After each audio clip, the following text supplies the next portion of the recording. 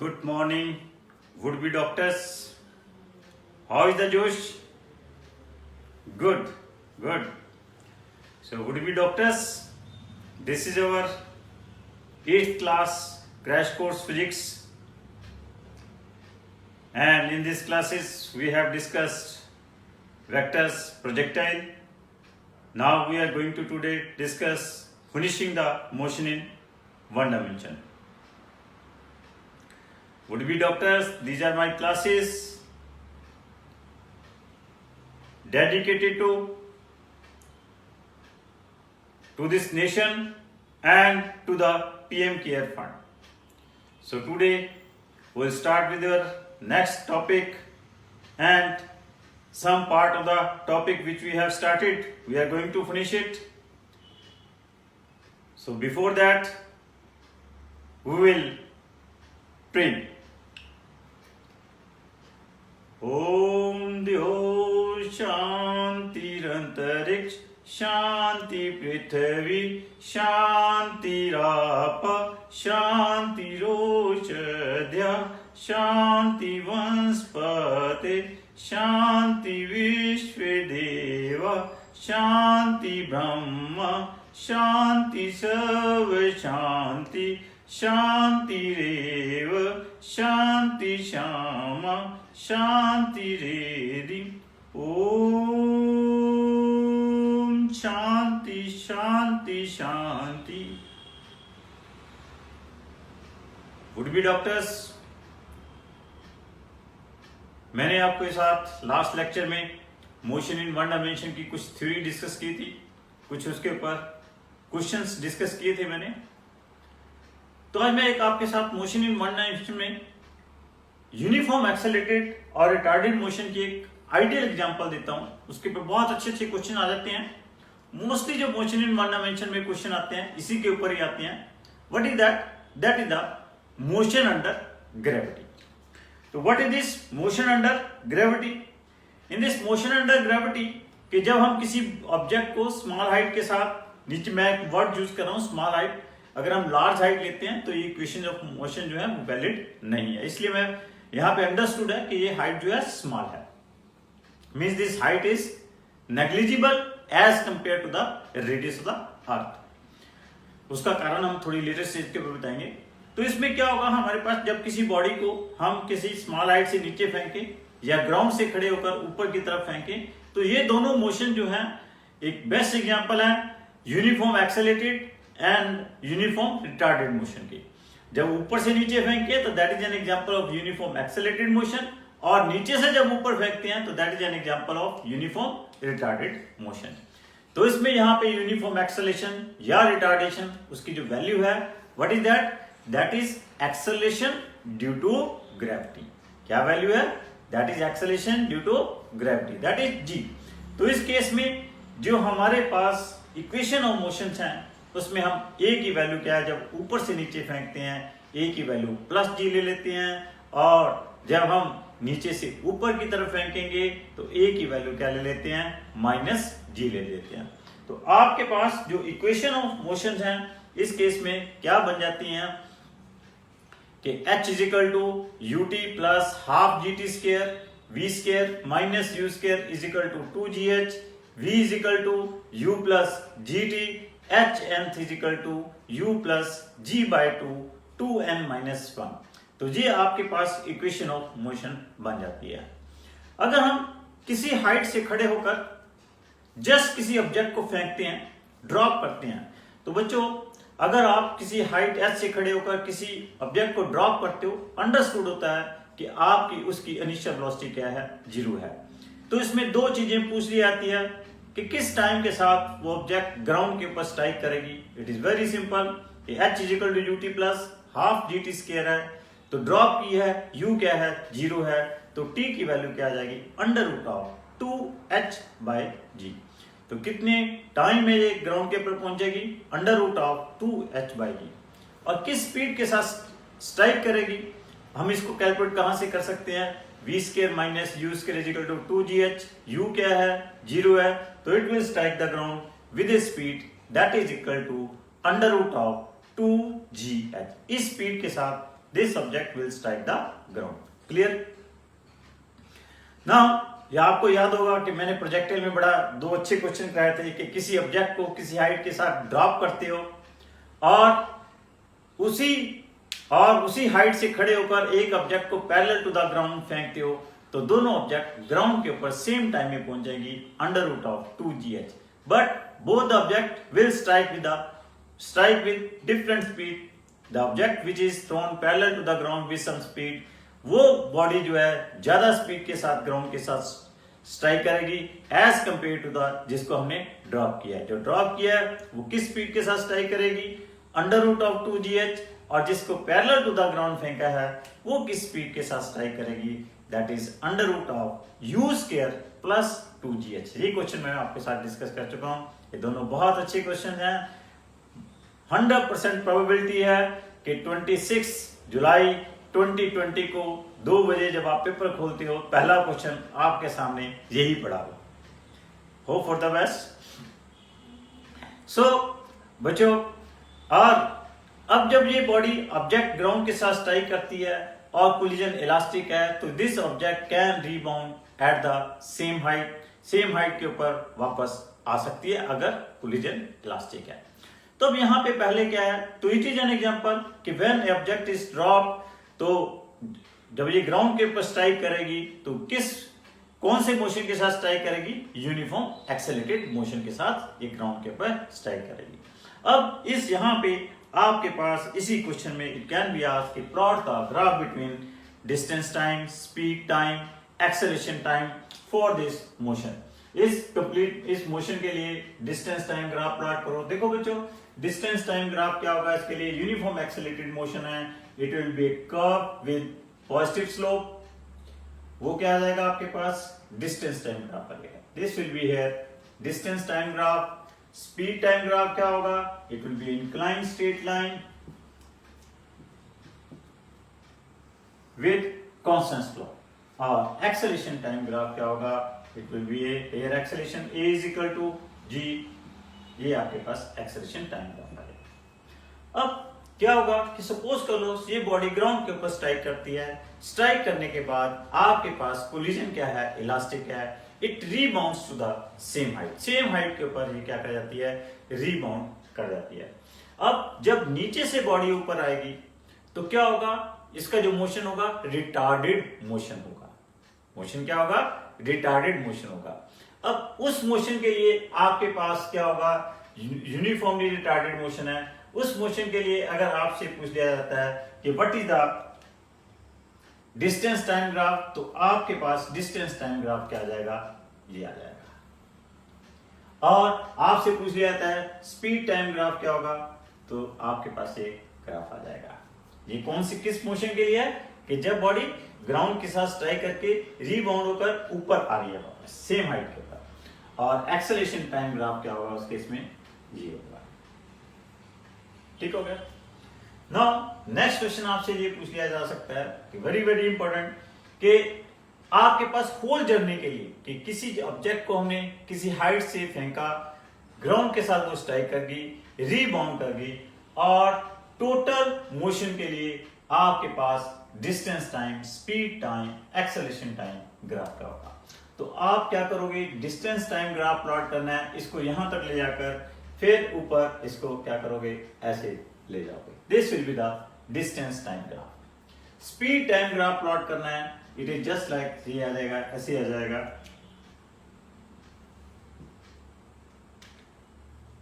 This will be the,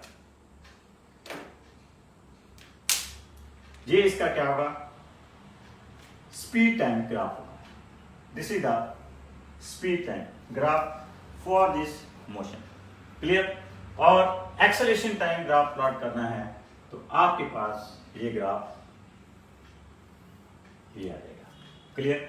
तो कल याद होगा कि लास्ट लेक्चर में मैंने एक body first it is accelerated with a constant rate a1, after reaching the maximum speed it start D accelerating. तो उस सारे मोशन के लिए मैंने distance time, speed time, acceleration time graph इसी तरह प्लॉट किए थे। उस क्वेश्चन में मैंने कहा था कि बॉडी स्ट्रेट लाइन पाथ में जा रही है, जो आपके पास डिस्टेंस टाइम ग्राफ है, स्पीड टाइम ग्राफ है, एक्सेलरेशन टाइम ग्राफ है, वही ग्राफ उस मोशन के लिए डिस्प्लेसमेंट टाइम का वही होगा, वेलोसिटी टाइम का भी वही होगा, एक्सेलरेशन टाइम का भी वही होगा। लेकिन अब आज यहां पे ये देखो, ये जो मैंने ग्राफ प्लॉट किए हैं, this is would be doctor, this is very very important. ये जो मैंने ग्राफ प्लॉट किए हैं, ये ग्राफ मैंने किसके लिए प्लॉट किए हैं? Distance time, speed time, acceleration, किस मोशन के लिए? किसी ऑब्जेक्ट को मैंने किसी हाइट से ड्रॉप किया, ग्राउंड के ऊपर वो स्ट्राइक कर गई, फिर वो रिबाउंड कर गई। अगर इस मोशन के लिए आपके पास displacement time, velocity time, acceleration time graph पूछे हों, तो वो ग्राफ ऐसे नहीं होंगे। वो ग्राफ क्या होंगे? डिफरेंट होंगे। वो ग्राफ कैसे होंगे? देखो, डिस्प्लेसमेंट टाइम ग्राफ में आप ये नहीं है कि उस केस में उस बॉडी को आप ऊपर ही ले जाओगे, वापस आपने कहां पे लेके आना है? नेट डिस्प्लेसमेंट बॉडी की क्या होगी उस केस में? 0 होगी। तो डिस्प्लेसमेंट टाइम ग्राफ आपका चेंज हो जाएगा। Displacement time graph will be like this. Clear? Now अब आपके पास इस मोशन के लिए वेलोसिटी टाइम ग्राफ भी क्या होगा? वो डिफरेंट होगा। वेलोसिटी टाइम ग्राफ ये नहीं होगा, वेलोसिटी टाइम ग्राफ अब ये ऐसे आएगा, लाइक दिस। अब इसको ऐसे नहीं लेके आओगे, ऐसे लेके आओगे। क्या फर्क है? क्यों फर्क है? क्यों? जब पहला ये जो ग्राफ है, जो बॉडी, ये ग्राफ है यूनिफॉर्म एक्सेलरेटेड मोशन के लिए, नो डाउट ये ग्राफ है यूनिफॉर्म रिटार्डेड मोशन के लिए। अब हम इसको ऐसे क्यों नहीं प्लॉट कर रहे? क्यों? वेलोसिटी है, पहले वेलोसिटी की डायरेक्शन ऊपर से नीचे की तरफ है। जब ग्राउंड से स्ट्राइक की, वेलोसिटी की डायरेक्शन चेंज हो गई, वो अब क्या हुई? नीचे से ऊपर की तरफ हो गई। तो वेलोसिटी की आपको डायरेक्शन दिखानी पड़ेगी, यहाँ पे रिवर्स हो गई है। तो इसलिए हमने ये ग्राफ कहां से प्लॉट किया है? नेगेटिव वाई एक्सिस से प्लॉट किया है। नेगेटिव एक्स वाई प्लेन में प्लॉट किया है, जिसमें आपके पास वेलोसिटी एक्सिस को क्या लिया है? नेगेटिव लिया है। उसका ये मतलब है कि जब ऊपर से बॉडी नीचे आ रही है और नीचे से ऊपर जा रही है, नीचे से ऊपर जाने की जो उसकी डायरेक्शन है, इट इज रिवर्स ऑफ जब वो बॉडी ऊपर से नीचे आ रही है। एक्सेलरेशन टाइम ग्राफ में कोई डिफरेंस नहीं होगा, वो पहले ही मैंने कहा है, तो हमेशा ही वेक्टर क्वांटिटी होती है, वो एज इट इज रहेगा। This is very very important in this case. Clear? Next है आपके पास इसी क्वेश्चन में कि आपके पास नेक्स्ट केस है कि किसी बॉडी को हमने ग्राउंड से खड़े होकर ऊपर की तरफ फेंका। तो पहला उसमें ये पूछ लिया जाता है कि जब हमने ग्राउंड से खड़े होकर ऊपर की तरफ फेंका तो बॉडी कितनी मैक्सिमम हाइट के ऊपर जाएगी। पहला उसमें ये पूछ लिया जाता है। तो it is very simple to calculate कि वो बॉडी मैक्सिमम हाइट के ऊपर कितनी जाएगी। जब बॉडी वो मैक्सिमम हाइट के ऊपर चली जाएगी, उसकी फाइनल स्पीड क्या हो जाएगी? 0 हो जाएगी। तो हमने सपोज कर लो कि किसी बॉडी को नीचे से किस स्पीड के साथ फेंका है? u स्पीड के साथ फेंका है। तो now will use as that v square minus u square is equal to 2gh। अब v यहाँ पे फाइनल स्पीड क्या है? 0 है। तो minus u square is equal to g क्या है? यहाँ पे माइनस g है, तो क्या होगा? -2gh। तो यहां से h की वैल्यू कैलकुलेट करेंगे। Maximum height attained by the body क्या आ जाएगी? That is equal to u square by 2g। So in this case maximum height attained is equal to u square by 2g। Clear? Next आपके पास इसमें ये पूछ लिया जाता है कि इसको जब नीचे से ऊपर फेंका तो कितना टाइम इसको ऊपर जाने में लगा। तो ये हम कैसे कैलकुलेट कर लेंगे? By using the equation v is equal to u plus gt। v जब मैक्सिमम हाइट के ऊपर चलेगी, v 0 है, u है, e माइनस g है, तो यहां से t की वैल्यू आ जाएगी। वो कितनी आ जाएगी? That is equal to u by g। इसे हम टाइम ऑफ एसेंट भी कॉल करते हैं। क्लियर? और याद रखो कि जितना टाइम इसको ऊपर जाने में लगा, फिर वापस वो बॉडी उस हाइट से नीचे आएगी, उतना ही टाइम उसको वो लगेगा। वो क्या? That is called time of descent. वो भी क्या होगा? That is also equal to u by g। Clear? अब जिस बॉडी को हमने नीचे से ऊपर फेंका, अब इससे पाथ के लिए आपसे ये पूछ लिया जाए कि what is the distance time graph distance time graph for this motion, जब किसी बॉडी को हमने नीचे से ऊपर फेंका तो डिस्टेंस टाइम ग्राफ क्या होगा, यूनिफॉर्म रिटार्डेड मोशन है विद नेगेटिव स्लोप पैराबोला आएगी। रिटार्डेड मोशन है, स्पीड टाइम ग्राफ क्या होगा, ये होगा। एक्सेलेरेशन टाइम ग्राफ क्या होगा, ये होगा। क्लियर। अब अगर वो कह रहे हैं ऊपर से नीचे आ रही है बॉडी, उसके लिए ग्राफ मैंने पहले ही प्लॉट कर दिए हैं। अगर आपसे पूछ लिया जाए कि किसी बॉडी को हमने नीचे से ऊपर फेंका, फिर वो ऊपर से नीचे आई, टोटल पाथ के लिए डिस्टेंस टाइम ग्राफ क्या होगा, स्पीड टाइम ग्राफ क्या होगा, एक्सेलेरेशन टाइम ग्राफ क्या होगा, तो हम प्लॉट कर सकते हैं। नीचे से ऊपर गई यूनिफॉर्म रिटार्डेड, फिर ऊपर से नीचे आई यूनिफॉर्म एक्सेलरेटेड, तो ये ग्राफ ही हो जाएगा। स्पीड टाइम ग्राफ ही हो जाएगा, पहले यूनिफॉर्म रिटार्डेड फिर uniform accelerated. Acceleration time graph क्या हो जाएगा, पहले क्या है रिटार्डेड मोशन है, फिर क्या हो जाएगी एक्सेलरेटेड मोशन आ जाएगी। क्लियर, ये ग्राफ आ जाएगी। लेकिन अगर यहीं पे आपसे ये पूछ लिया जाए कि डिस्प्लेसमेंट, ये distance time, speed time, acceleration time है, ये पूछ लिया जाए डिस्प्लेसमेंट टाइम, वेलोसिटी टाइम और एक्सेलरेशन टाइम ग्राफ क्या होगा, वो आपके पास क्या होंगे, डिफरेंट होंगे। अब डिस्प्लेसमेंट टाइम में ऐसे ऊपर नहीं लेके जाएंगे, इसको ऐसे नीचे लेके आएंगे, क्योंकि नेट डिस्प्लेसमेंट क्या होनी है, 0 होनी है।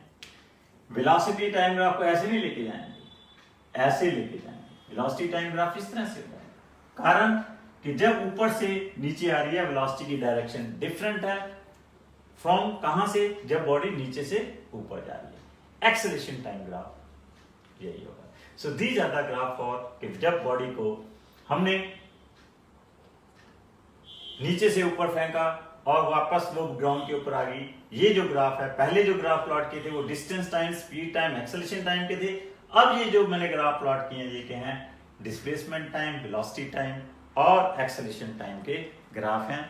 तो मतलब यहाँ पे जब बॉडी रिटर्न वापस करके नीचे आ रही है तो उसके लिए डिस्टेंस टाइम और displacement time, speed time and velocity time जो ग्राफ हैं वो आपके पास क्या हैं, डिफरेंट है। Clear clear.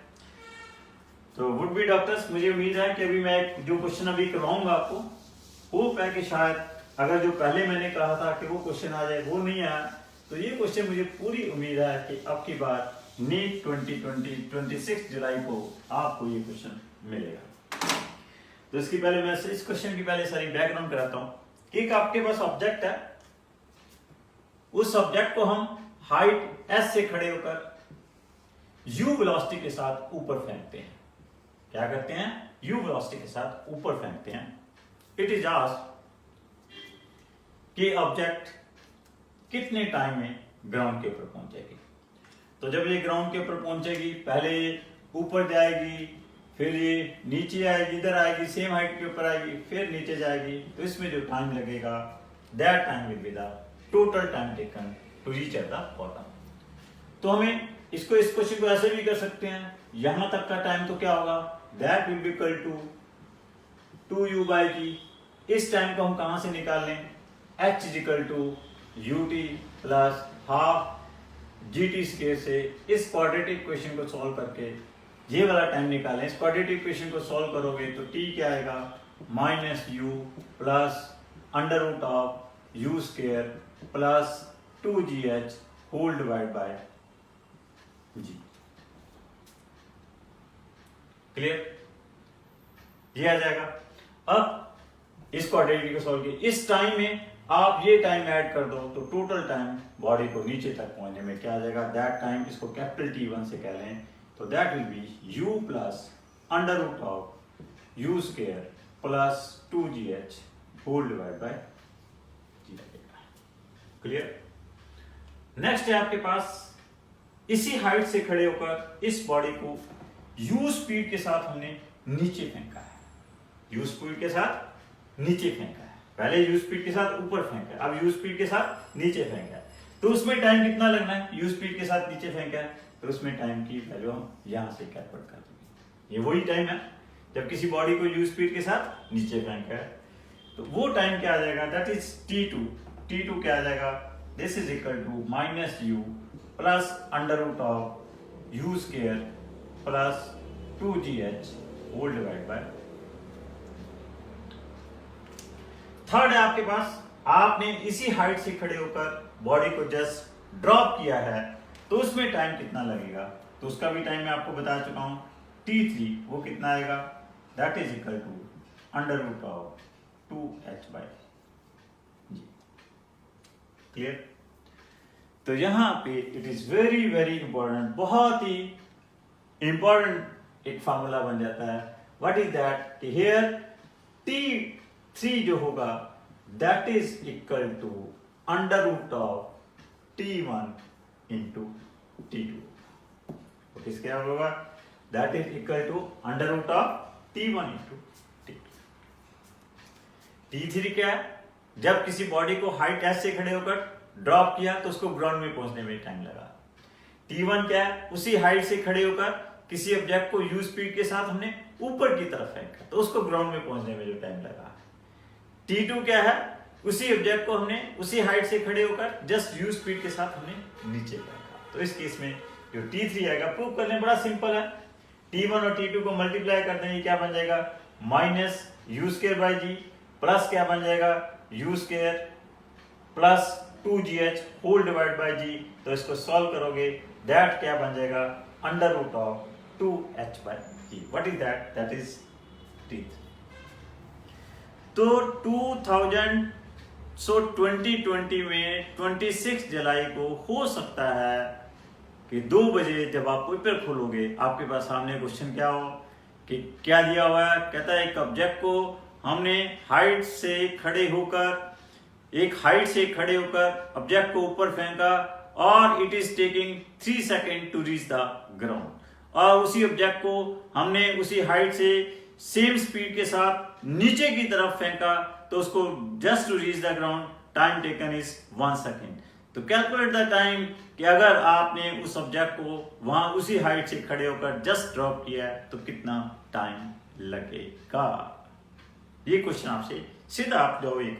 लेकिन अगर आपको ये फॉर्मूला नहीं पता तो आप उस पेपर में ये क्वेश्चन नहीं कर सकते, करोगे भी तो उस क्वेश्चन के चक्कर में आप 2-3 क्वेश्चन अपने और मिस कर बैठोगे, कारण अगर ये सारे स्टेप्स यूज करोगे then it becomes very lengthy. अगर आपको डायरेक्ट फॉर्मूला कहीं पे स्ट्राइक कर गया तो आपके पास t1 और t2 की वैल्यू कितनी दी हुई है, 3 दी हुई है, t2 की वैल्यू 1 दी हुई है, तो t3 की वैल्यू आपने निकालनी है, वो कितनी आ जाएगी, अंडर रूट 3 सेकेंड आ जाएगी, दैट इज इक्वल टू 1.73। वो आपके पास चॉइस दिया होगा आंसर में, कई दफा √3 भी दिया हो सकता है या 1.73 दिया हो सकता है, तो आप उसके ऊपर डायरेक्ट टिक कर सकते हैं। Clear? So this is about some theory regarding this motion in one dimension. तो अब मैं आपके साथ लास्ट 20 इयर्स में इस मोशन इन वन डायमेंशन के ऊपर जितने भी क्वेश्चंस आए हुए हैं एक एक करके मैं वो आपके साथ क्वेश्चंस डिस्कस करूंगा। तो आपके पास इसमें फर्स्ट क्वेश्चन आया हुआ है, कहता अ particle moves along straight line OX, straight line OX की तरफ मूव कर रहा है। At a time t second, the distance traveled by the particle from O is given as x is equal to 40 plus 12t minus t cube. How long would the particle travel before coming to rest? Clear? तो इस type का question मैं discuss भी कर चुका हूं। मैंने आपको क्या कहा था कि जब भी आपके पास डिस्प्लेसमेंट टाइम इक्वेशन दी हो, वेलोसिटी टाइम या एक्सेलरेशन टाइम इक्वेशन निकालनी हो तो आप डिफरेंशिएट कर सकते हो। Now what is the question, in the question it is given x is equal to 40 plus 12t minus t cube दिया हुआ है, 40 plus 12t minus t cube, this is the distance travelled by the particle दिया हुआ है। It is asked कि what is the distance travelled by the particle when it comes at rest. जब ये rest के ऊपर आ जाएगा तो उसने डिस्टेंस कितना ट्रेवल किया ये हमें बताना है। तो क्या होगा, तो पहले तो आपको ये देखना होगा कि किस टाइम के ऊपर ये ऑब्जेक्ट रेस्ट के ऊपर आएगी। तो वो टाइम देखने के लिए किस टाइम के ऊपर ये ऑब्जेक्ट रेस्ट के ऊपर आएगी, तो आपको उस टाइम के ऊपर स्पीड चाहिए होगी, उसकी वेलोसिटी चाहिए होगी। तो उस टाइम के ऊपर वेलोसिटी निकालने के लिए आपको क्या करना होगा, इसको डिफरेंशिएट करना होगा। डिफरेंशिएट करके उस पॉइंट पे वेलोसिटी आ जाएगी, उसको जीरो सब्स्टिट्यूट कर दोगे, वो टाइम आ जाएगा जहां पे वेलोसिटी जीरो होगी, और उस टाइम की वैल्यू को यहाँ पे सब्स्टिट्यूट कर दोगे तो आपके पास वो डिस्टेंस ट्रेवल आ जाएगा। तो इसकी वेलोसिटी क्या होगी, that will B 12 minus 3t square, और ये कब जीरो होगी, 3t square is equal to जब क्या होगा 12, t क्या होगा आपके पास 2 सेकेंड। 2 सेकेंड के ऊपर ये ऑब्जेक्ट रेस्ट के ऊपर आ जाएगी, t की वैल्यू 2 सेकेंड यहां सब्स्टिट्यूट कर देंगे तो क्या आ जाएगा 40 प्लस 12 इंटू 2 माइनस 8, तो ये क्या बन जाएगा, दिस इज 32 प्लस 24, तो 32 प्लस 24 दैट बिकम्स 56। तो आपके पास पहला ये आंसर। सी इसमें ए चॉइस दी हुई है 24 मीटर, बी चॉइस दी हुई है 40 मीटर, सी चॉइस दी हुई है 56 मीटर, डी चॉइस दी हुई है 16 मीटर। तो करेक्ट आंसर क्या आ जाएगा आपके पास 56 मीटर। Clear, no problem.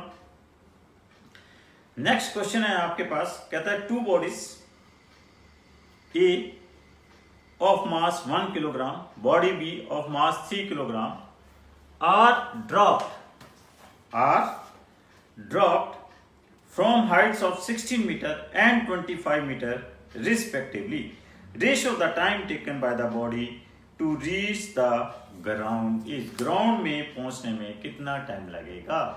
देखो मैंने अभी आपको बतलाया है, किसी बॉडी को किसी हाइट से ड्रॉप करते हैं तो उनको टाइम, कितने टाइम में वो ग्राउंड के ऊपर पहुंच जाती हैं, under root of 2h/g, and from this formula it is very clear that they are independent of the mass के, वो क्या है इंडिपेंडेंट है, सिर्फ हाइट्स के ऊपर डिपेंड कर रही हैं। तो दोनों में टाइम कितना लगेगा, टाइम की रेशियो क्या आ जाएगी T1/T2, क्या आ जाएगा under root of h1/h2। h1 कितना दिया हुआ है 16 मीटर, h2 कितना दिया हुआ है 25 मीटर। तो इनके पास इनकी हाइट्स की टाइम्स की रेशियो क्या आ जाएगी under root of 16/25 that is 4/5 आ जाएगी। Ratio the time taken will be 4:5। ये जो आपके पास मासेस दिए हुए हैं ये सिर्फ कंफ्यूज करने के लिए दिए हुए हैं। When two bodies of different masses drop from the same height they will reach the ground in the same time, mass के वो टाइम जो है इंडिपेंडेंट है। क्लियर, डी चॉइस हमें इसमें दी हुई है that is 4:5। Now the question is a car travels from x to y with a speed of vd and returns x with a speed of, पहले जो दी हुई speed that is v1 and it returns to x with a speed of v, then average speed of the round trip. ये question भी मैंने आपके पास discuss कर लिया था कि अगर राउंड द ट्रिप में एक बार जाने में स्पीड v1 है, आने में स्पीड v2 है, तो उसकी एवरेज स्पीड क्या होगी। तो हम हार्मोनिक मीन वाला फॉर्मूला यूज करेंगे 2 divided by 1/v1 plus 1/v2। तो इसकी एवरेज स्पीड क्या होगी 2v1 v2 divided by v1 plus v2। और इसी क्वेश्चन में अगर इसकी एवरेज वेलोसिटी पूछी होती तो क्या बताया था कल मैंने, एवरेज वेलोसिटी क्या होगी 0 होगी। क्लियर। नेक्स्ट क्वेश्चन है आपके पास, कहता है particle moving along x axis has an acceleration f at any time t is given by, और वो acceleration f जो है क्या दी हुई है f is equal to f0 1 minus t upon capital T, ये उसकी acceleration दी हुई है। here f0 और capital T क्या दिए हुए हैं, constant दिए हुए हैं।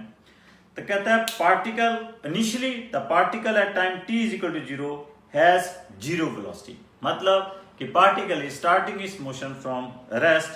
कहता है at the time, at the instant when f is 0 the particle velocity. तो what it is asked in this question, कि इस क्वेश्चन में ये पूछा गया है कि जब पार्टिकल के पास जब पार्टिकल की एक्सेलरेशन 0 है उस समय इसकी वेलोसिटी क्या होगी।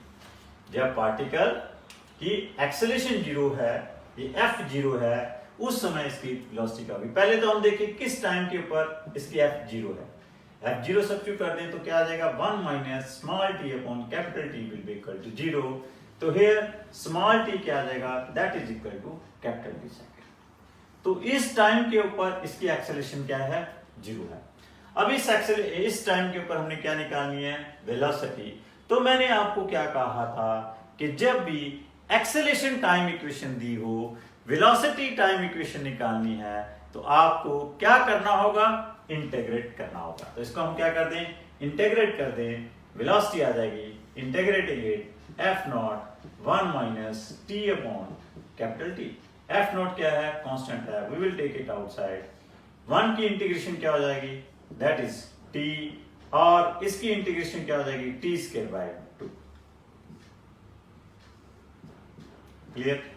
तो this is the velocity at any time T. लेकिन आपने वेलोसिटी किस टाइम पे निकालनी है, कैपिटल टी टाइम पे निकालनी है। तो यहां पे टी की वैल्यू क्या रख दीजिए, कैपिटल टी रख दीजिए। स्मॉल टी को मैंने किससे प्लेस कर दिया, कैपिटल टी से रख दिया, minus capital T square upon 2 capital T. तो दिस विल बी क्या आ जाएगा, इसको सॉल्व करोगे F not T by 2। Clear. तो हमारे पास इसमें फर्स्ट ही चॉइस दी हुई है, ये फर्स्ट चॉइस सी दी हुई है, that is half f naught into capital T. तो this is the answer. Clear. एक बार फिर क्वेश्चन रिपीट करता हूं। एक्सेलरेशन दी हुई है किसी टाइम के ऊपर, इट इज आस्क्ड कि आपके पास what is the velocity when acceleration is 0। तो हमने पहले तो वो टाइम निकाल लिया जहां पे एक्सेलरेशन 0 है, फिर इस एक्सेलरेशन टाइम इक्वेशन को इंटीग्रेट कर दिया, वहां से वेलोसिटी आ गई किसी टाइम टी के ऊपर, और जिस टाइम के ऊपर हमने वेलोसिटी निकालनी है वो टाइम हमने सब्स्टिट्यूट कर दिया। तो हमारे पास क्या आ गया, आंसर आ गया। अब इसमें ये देखो मैंने डायरेक्ट यहाँ पे v लिख लिया। v इसलिए लिखा क्योंकि इनिशियल वेलोसिटी 0 है। अगर इनिशियल वेलोसिटी भी होती तो मैंने यहाँ पे v लिखने की बजाय v माइनस v नॉट इसे लिखता। तो बच्चों मैं एक बार फिर बता रहा हूं कि मैं आपको ये नहीं बता रहा कि कौन सा क्वेश्चन कौन से ईयर में आया हुआ है। ठीक हो गया। The position of a particle with respect to time t along x axis is given as x is equal to, किसी पार्टिकल की पोजीशन दी हुई है किसी टाइम t के ऊपर, what is that position, that position is given x is equal to 9 t square minus t2. This is the position of the particle at any time t, where x is in meter, t is in second. कहता है what will be the position of the particle when it achieves maximum speed along x axis। ये question मैंने आपसे कल भी discuss कर दिया था मैंने अपनी थ्योरी में। अब आपने वो पोजीशन बतानी है पहले जहां पे इसकी स्पीड मैक्सिमम होगी। ये मैं कल कर चुका हूं डिस्कस आपके साथ। तो क्या करो, पहले तो वो टाइम निकालना पड़ेगा जहां पे इसकी स्पीड मैक्सिमम होगी। स्पीड मैक्सिमम कैलकुलेट करने के लिए पहले इसकी स्पीड कैलकुलेट करनी होगी। स्पीड कैलकुलेट कैसे करेंगे, इसे डिफरेंशिएट करके करेंगे। डिफरेंशिएट करके v क्या आ जाएगा, dx by dt आ जाएगा। v क्या आ जाएगा, dx by dt, वो क्या आ जाएगा 18t माइनस 3t स्क्वायर आ जाएगा। अब हमने वो टाइम निकालना है जहां पे स्पीड मैक्सिमम होगी। मैंने आपको कल बताया था कि जब भी कोई चीज की हमने किसी भी फंक्शन की मैक्सिमम वैल्यू निकालनी है तो उसका फर्स्ट डेरिवेटिव लेके 0 सब्स्टिट्यूट कर दो।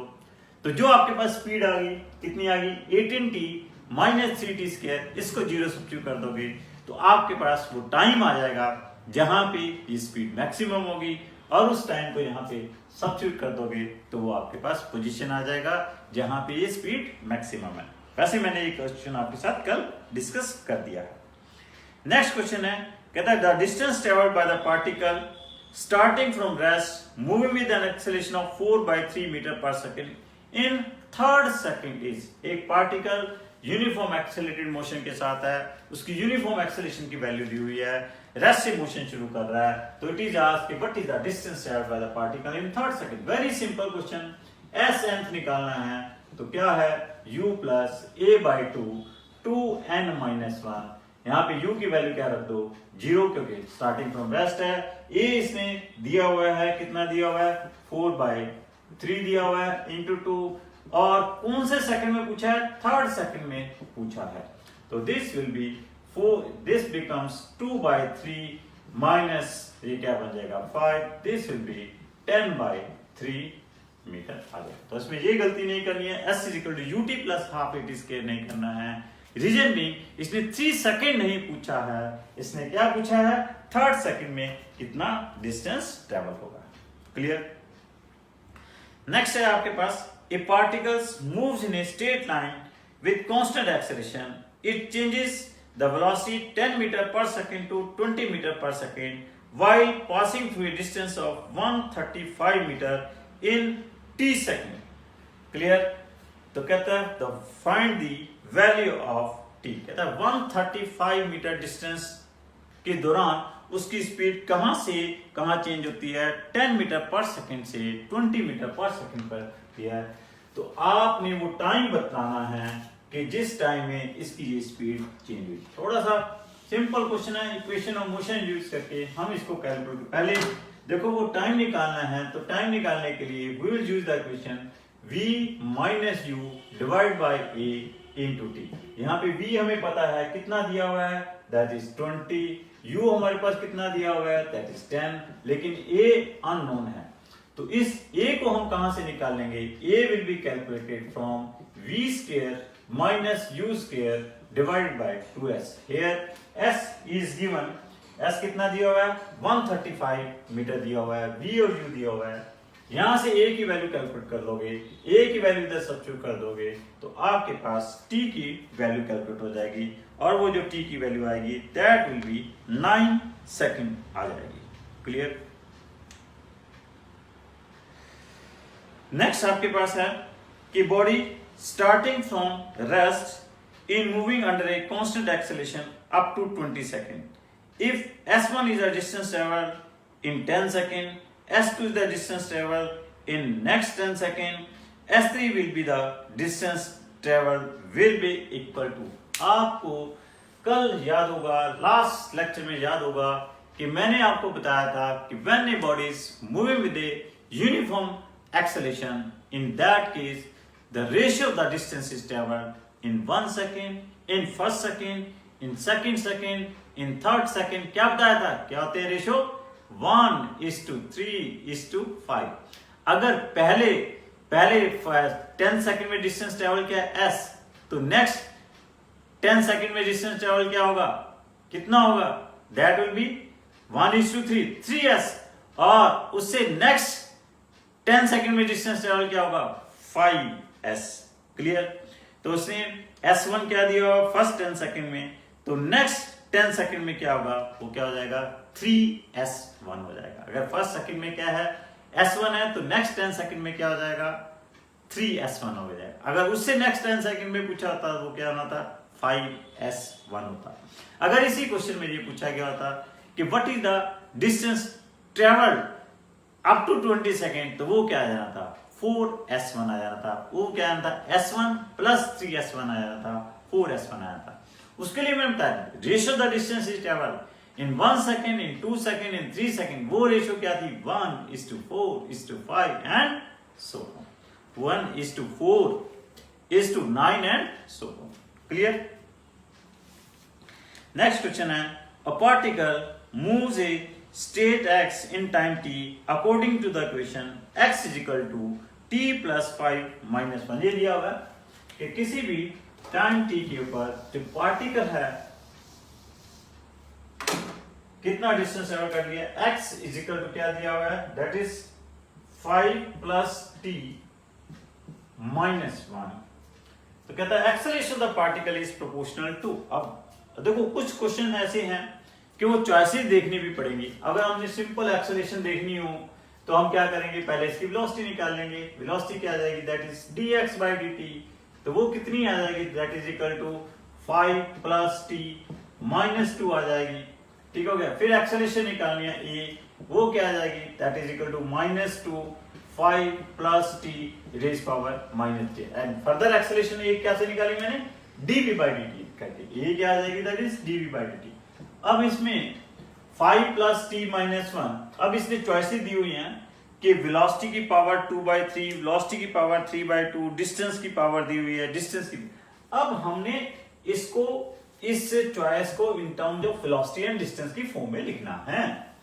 अगर वेलोसिटी की फॉर्म में, अगर इसको डिस्टेंस की फॉर्म में लिखता हूं तो ये क्या बन जाएगा, this can be written as -2 5 + t -1 raise power 3। इसको ऐसे लिख सकते हैं 5 + t raise power -1, what is this, this is x, तो क्या आ जाएगा -2x³। लेकिन ये कोई चॉइस नहीं है, x का क्या दिया हुआ है, स्केयर दिया हुआ है, x का क्या दिया हुआ है, माइनस दिया हुआ, तो ये कोई चॉइस नहीं है, दिस इज नो। अब एक दो चॉइसेस दी है वेलोसिटी की फॉर्म में। अगर मैं इसको वेलोसिटी की फॉर्म में लिखता हूं तो it can be written as velocity 5 + t किसके बराबर है, दिस इज इक्वल टू, दोनों तरफ हम स्केयरिंग कर दें, 5 + t क्या आ जाएगा, v स्केयर आ जाएगा। तो 5 + t को मैं v स्केयर के साथ रिप्लेस कर देता हूं तो क्या आ जाएगा, ये दिस बिकम्स -2/3, क्या बन जाएगा, v रेज़ पावर -2/3। तो it is given 5 + t is replaced by v square, so this becomes v raised power minus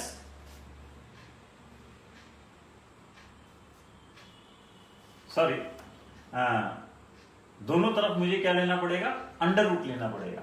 I am sorry, this is 1/2 -1/2, I am sorry, 5 + t यहां से क्या आएगा, v रेज़ पावर -1/2, और इसको जब यहां पे सब्स्टिट्यूट करेंगे तो ये क्या बनेगा, v रेज़ पावर 3/2।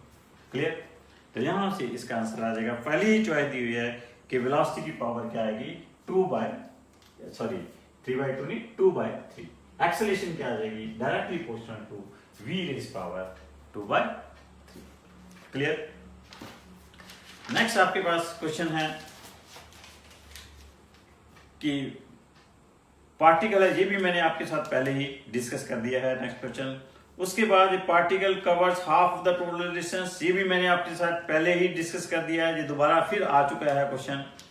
उसके बाद नेक्स्ट क्वेश्चन है, motion of the particle along A straight line describe by the equation x = 8 + 12t - t³।